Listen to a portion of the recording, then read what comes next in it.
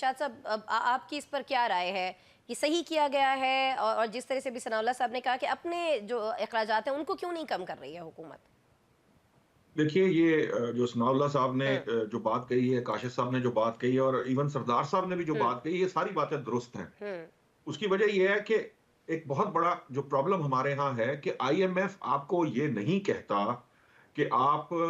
یہ کام نہ کریں اور یہ کریں اور یہ نہ کریں۔ وہ ایک براڈر سینس کے اندر آپ کو ایک فریم ورک دیتا ہے جس کے اندر آپ نے اپنی ترجیحات خود طے طے کرنی کرنی ہے۔ ہوتی ہیں اور ٹھیک۔ طے کر کے آپ کچھ چیزیں ان سے نیگوشیٹ کرتے ہیں، کچھ چیزوں کی طرف وہ آپ کو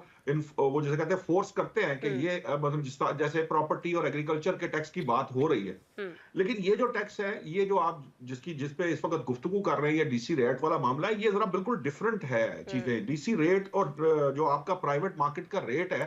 یہ ایک علیحدہ سے ڈیبیٹ ہے اور اس کے اگینسٹ جو ٹیکسیشن ہوگی وہ بھی بالکل ڈیفرنٹ ڈیبیٹ ہے۔ جو بات ثناء صاحب نے کہی ہے نا، وہ بڑی امپورٹنٹ ہے۔ دیکھیے، اگر آپ اپنے اخراجات کم نہیں کر سکتے، آپ اپنے ایس سی اوز جو ہیں ان کو بیچنے کی پوزیشن میں نہیں ہیں، آپ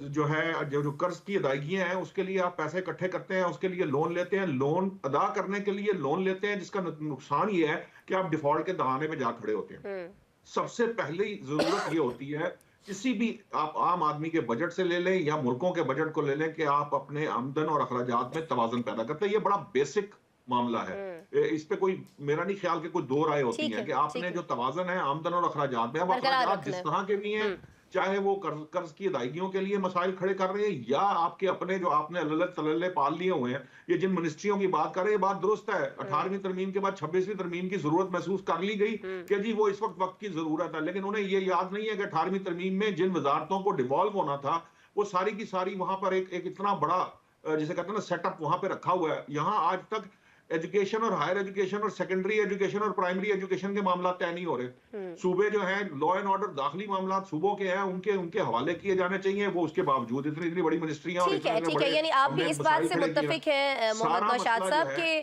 اخراجات جو ہیں وہ کم کیے جانے چاہیے ہیں۔ آپ ہیں، ثناء صاحب ہیں یا کاشف صاحب ہیں، انہوں نے وہی بات کی ہے جس کی جانب سردار یاسر الیاس صاحب نے بھی اشارہ کیا۔